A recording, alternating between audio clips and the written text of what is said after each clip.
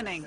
At the beginning of the week, the Parliament adopted a roadmap for the post-war period. A top priority will be to consolidate the Malian army.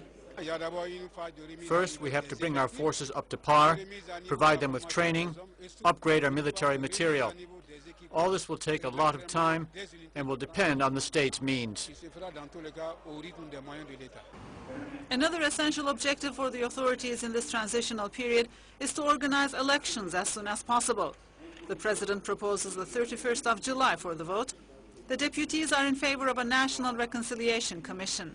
Discussions will be held with certain armed groups like the National Movement for the Liberation of Azawad, but there are conditions.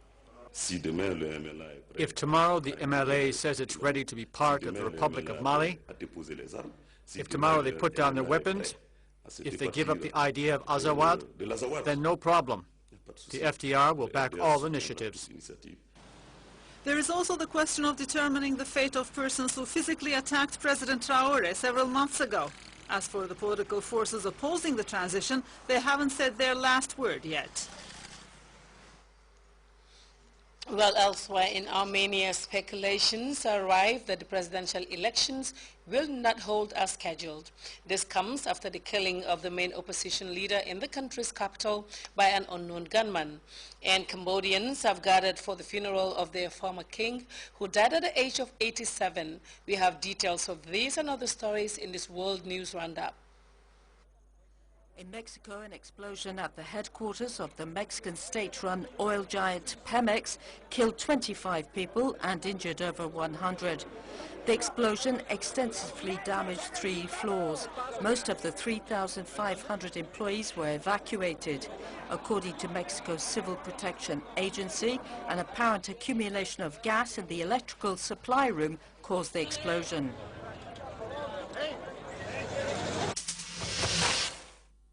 In Armenia, an unknown attacker shot and wounded a prominent candidate in Armenia's presidential election. 63-year-old Paru Hirikian, the head of the Union for National Self-Determination, is one of Armenia's best-known opposition politicians. He was shot in the capital Yerevan as he was returning home. Officials say the presidential election could be postponed, but the delay has yet to be confirmed. A criminal investigation has been launched to find the gunman. Cambodia is paying its last respects to Norodom Sihanouk.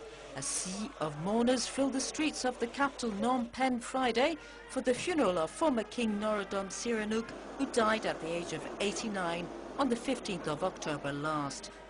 His embalmed remains were taken in a golden casket from the royal palace to the crematorium, where it will be incinerated in 3 days' time. A 101-gun salute marked the procession. These are 9 new bells to be fitted at the Notre Dame Cathedral in the French capital. Paris is celebrating Notre Dame's 850th anniversary. Some of the old bells were not in tune because of low-quality metals, which is why they are being replaced. Hundreds lined the streets of the French capital to watch the bells being carried to Notre Dame, where crowds gathered to the ringing of the old bells.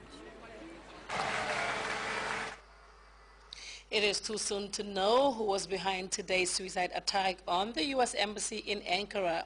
It could be recalled that the U.S. diplomatic compound in Benghazi, Libya, came under violent attacks last year, leaving 4 people dead, including the ambassador himself.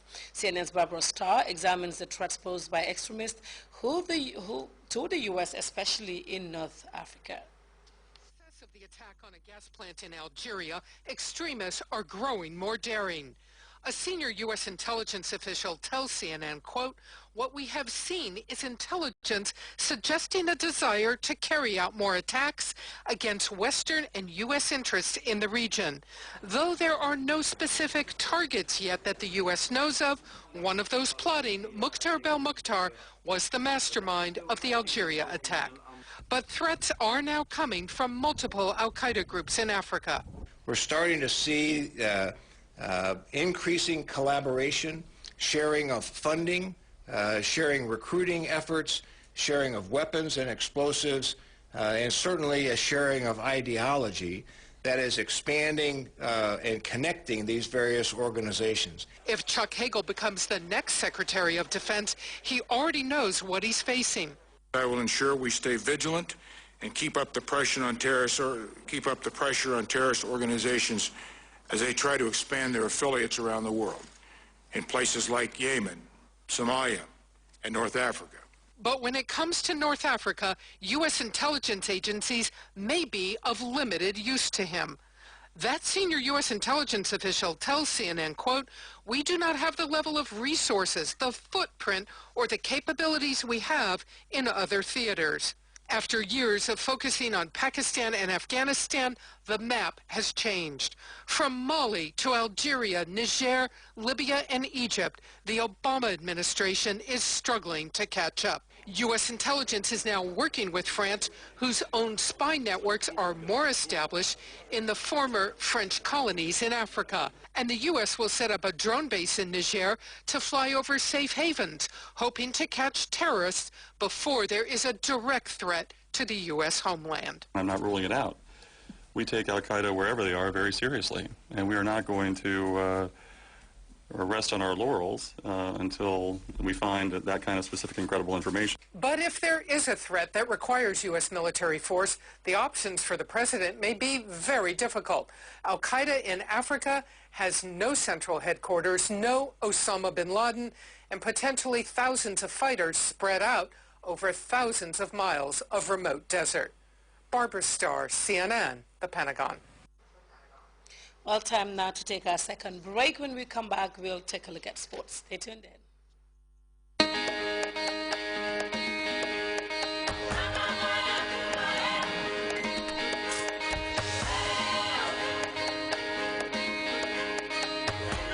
At EcoBank, we see a great future. One that's full of opportunity for those who want to be the best. With over 1,000 branches of a single bank across 33 African countries. It's a future where trade can flourish without boundaries. The future is breathtaking, with enormous cross-border investments helping business and government build new infrastructure, while individuals achieve their ambitions right across Africa.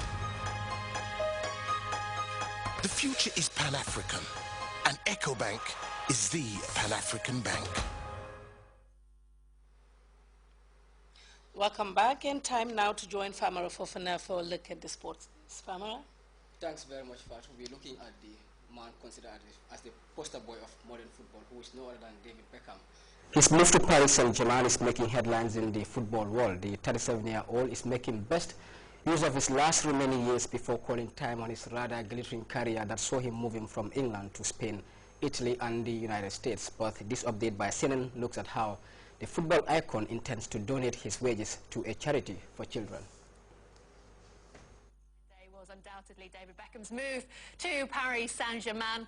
The 37-year-old's agreed a 5-month deal, and he's going to play for free, donating his $4.7 million salary to a children's charity. Beckham is understood to have received 12 different offers for his services. That's more than any other point in his career. And there was the level of interest as well that you'd expect at his news conference in Paris, where he admitted that he's honoured by the number of options. I'm very lucky. I'm 37 years old and I got offered a lot of offers, more offers now than I've probably had in my career at my age. So I'm very honoured by that.